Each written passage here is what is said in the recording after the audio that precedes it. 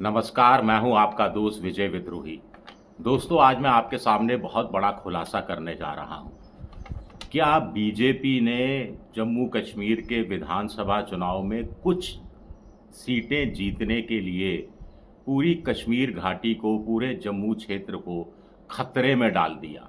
उसकी सुरक्षा व्यवस्था में सेंध लगाने का मौका आतंकवादियों को दे दिया? क्या बीजेपी ने कुछ पहाड़ी वोटरों का वोट पाने के चक्कर में सोशल इंजीनियरिंग ऐसी की कि बीजेपी के खाते में तो कुछ ज़्यादा सीटें आ गई, लेकिन पुलवामा जैसा, फिर उसके बाद पहलगाम जैसा बहुत बड़ा हादसा हो गया? पुलवामा की बात नहीं करेंगे, हम सिर्फ आज पहलगाम की बात करेंगे। दरअसल ये बहुत बड़ा खुलासा मैं नहीं कर रहा, ये बहुत बड़ा खुलासा RAW research and analysis wing, Bharat की सबसे बड़ी खुफिया एजेंसी के बॉस रहे AS दुल्लत साहब ने किया है, जो 5-6 किताबें सिर्फ कश्मीर और कश्मीर पर लिख चुके हैं। एक नई किताब भी उनकी आई है। तो AS दुल्लत ने करण थापर के शो में एक हिंट दिया कि गुजर बकरवाल और पहाड़ियों के बीच में पॉलिटिकल डिफरेंस पैदा करने की कोशिश एक पॉलिटिकल पार्टी ने की। यहीं से मैंने इस सिरे को पकड़ा और थोड़ा डिगिंग की तो चौंकाने वाले आंकड़े सामने आए हैं। बताऊंगा मैं आपको, लेकिन गुजर बकरवाल का जिक्र करना इसलिए ज़रूरी है क्योंकि ये भेड़ पालक है। एक तरह से पहाड़ी इलाकों में, पहाड़ों के ऊपर भेड़ें पालते हैं। करगिल की लड़ाई आपको ध्यान होगा, द्रास में और बाकी जगह भारत जो सैनिक सर्दियों में अपना बंकर छोड़कर नीचे मैदानों में आ जाते थे, पाकिस्तान की फ़ौज ने आतंकवादियों के साथ मिलकर उन पर कब्ज़ा कर लिया था। तब ये बकरवाल ही थे, गुजर ही थे, जिन्होंने खुफिया एजेंसियों, सेना को बताया था कि साहब वो बंकरों में कुछ लोग बैठे हुए दिखाई दे रहे हैं, पाकिस्तानी सेना के लग रहे हैं, उनके पास गोला बारूद है, वहाँ सामान उतारा जा रहा है, रसद पहुंचाई जा रही है। और भारतीय सेना के और खुफिया एजेंसियों के कान खड़े हो गए थे। और तब उन्होंने भारत के सेना को की एक टुकड़ी को भेजा था और तब ये खुलासा हुआ था। तो कुल मिलाकर सीमा पार से, बॉर्डर पार से या लाइन ऑफ कंट्रोल के पार से जो आतंकवादी आते हैं, उनका सबसे पहले सामना गुजर बकरवालों से ही होता है। और गुजर बकरवाल खुफिया एजेंसियों को तमाम जानकारी, तमाम सूचनाएं देते रहे हैं और मिलिट्री उनको पैसा भी देती रही है। आर्मी के पास एक अलग स्पेशल फंड होता है जिसके ज़रिए वो पैसा देती रही है। तो अब सवाल उठता है कि बीजेपी ने ऐसा क्या किया जिसका खामियाजा कश्मीर की आम जनता को उठाना पड़ा और पहलगाम जैसा इतना बड़ा हादसा हमारे सामने नज़र आ रहा है, खड़ा हुआ नज़र आ रहा है। आपको ध्यान होगा कि हाल के सालों में ये कहा गया कि आतंकवादियों ने शिफ्ट कर ली अपनी स्ट्रेटजी। अब वो घाटी की तरफ कम जा रहे हैं। वो पुंछ हुआ, राजौरी हुआ, रियासी हुआ, जहाँ पर एक वैष्णो देवी के दर्शन करने जा रहे, यहाँ से लौट रहे तीर्थ यात्रियों की बस पर भी हमला किया गया था। पुंछ और राजौरी में भी आतंकवादी घटनाएं बढ़ी थी। तो इसके पीछे क्या वजह थी? अब ये बड़ा खुलासा भी दुल्लत के जो उन्होंने बयान दिया है छोटा सा, उसके आधार पर मैंने थोड़ी डिगिंग की है तो पता लगाया है। कुल मिलाकर दुल्लत जी का कहना है कि ये जो चूक की बात हो रही है, इंटेल की चूक की, सूचना नहीं मिली, खुफिया जानकारी नहीं मिली, इसकी उन्होंने कहानी सुनाई। उनका कहना है कि देखिए, CRPF का अलग इंटेल है, BSF का एक अलग इंटेल है, मिलिट्री इंटेलिजेंस अलग है, जम्मू कश्मीर पुलिस का अलग इंटेल है, लेकिन इन सब इंटेल पर भारी रहता है ह्यूमन इंटेलिजेंस। ह्यूमन इंटेलिजेंस इन सब पर भारी रहता है जम्मू कश्मीर पुलिस का इंटेलिजेंस, लेकिन वो ख़त्म हो गया है, वो सिस्टम ही करीब करीब ख़त्म हो गया है। दुल्लत साहब ने कहा कि आतंकवादी वहाँ से क्रॉस करते हैं। बड़ा दिलचस्प बात कही कि वो बॉर्डर पर फेंस लगा दी गई है, LOC पर भी कुछ जगह फेंस है, कुछ जगह नहीं है।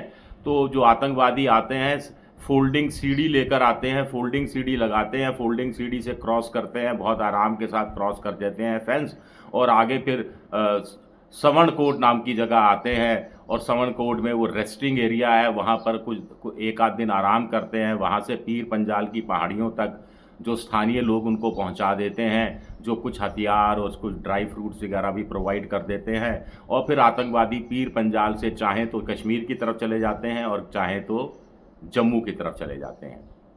अब आते हैं असली मुद्दे पर।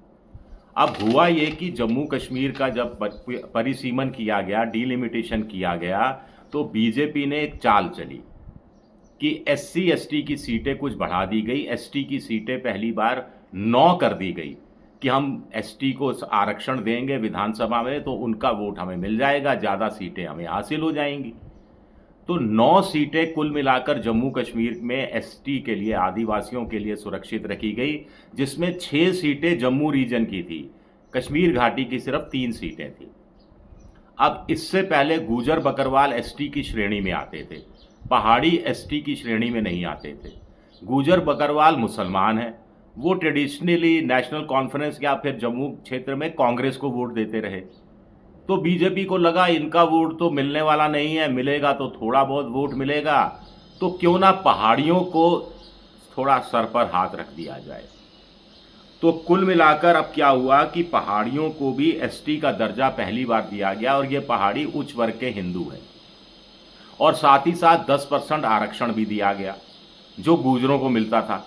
तो गूजर बकरवालों को लगा कि ये तो पहाड़ियों को ज़्यादा प्रतिनिधित्व दे रही है बीजेपी, हमारे सामने खड़ा कर रही है, पैरेलल खड़ा कर रही है, हमारा प्रभुत्व खत्म होता जा रहा है। और ये गुजर बकरवाल समर्पित रूप से मिलिट्री के लिए, पुलिस के लिए मुखबिर का काम, भेदियों का काम, सूचना देने का काम लोकल लेवल पर करते रहे थे। यानी गुजर बकरवाल इन इलाके में 1998 करगिल का किस्सा मैंने आपको बताई दिया। तो इन पहाड़ी इलाकों में गुजर बकरवाल आर्मी हो, बीएसएफ हो या फिर जम्मू कश्मीर पुलिस हो, इसके लिए आंख कान का काम करते रहे थे। लेकिन बीजेपी ने ये चाल चली, गुजर बकरवाल बीजेपी से नाराज हो गए और धीरे धीरे उन्होंने सूचनाएं देना कम कर दिया या लगभग बंद कर दिया। यही वजह है कि बहुत से आतंकवादी जो आ रहे हैं वो उनकी सूचना नहीं मिल पाती, क्योंकि बॉर्डर पर और एलओसी पर सीढ़ी लगाकर जब वो क्रॉस करते हैं तब उन्हें कोई रोकने टोकने वाला दुल्लत साहब के अनुसार होता नहीं है। उनका ये शब्द था कि फेंस का तो कोई मतलब ही नहीं रह गया है, सीढ़ी लेकर आते हैं, पार करके चले जाते हैं और हर जगह उनको प्रतिरोध का भी सामना करना नहीं पड़ता है। 6 सीटें जो एसटी के लिए आरक्षित की गई थी उसमें पहाड़ी वर्ग के लिए 4 सीटें रखी गई, गुजर बकरवालों के लिए सिर्फ 2 सीटें रखी गई। तो गुजर बकरवालों की और ज़्यादा नाराज़गी सामने आई। जम्मू क्षेत्र में बीजेपी ने करीब करीब सारी सीटें जीती, कांग्रेस को हिंदू बहुल इलाके में एक भी सीट नहीं मिली। लेकिन खतरा किसके पर आया? जम्मू की जनता पर, कश्मीर की जनता पर, और आतंकवादियों के लिए राह आसान हो गई, क्योंकि उनके बारे में गुप्त सूचनाएं आगे पहुंचाने वाले गुजर बकरवालों ने सेना के साथ सहयोग करने से इनकार कर दिया, क्योंकि बीजेपी उनके राजनीतिक हितों को कुचलने में कहीं ना कहीं लगी हुई थी।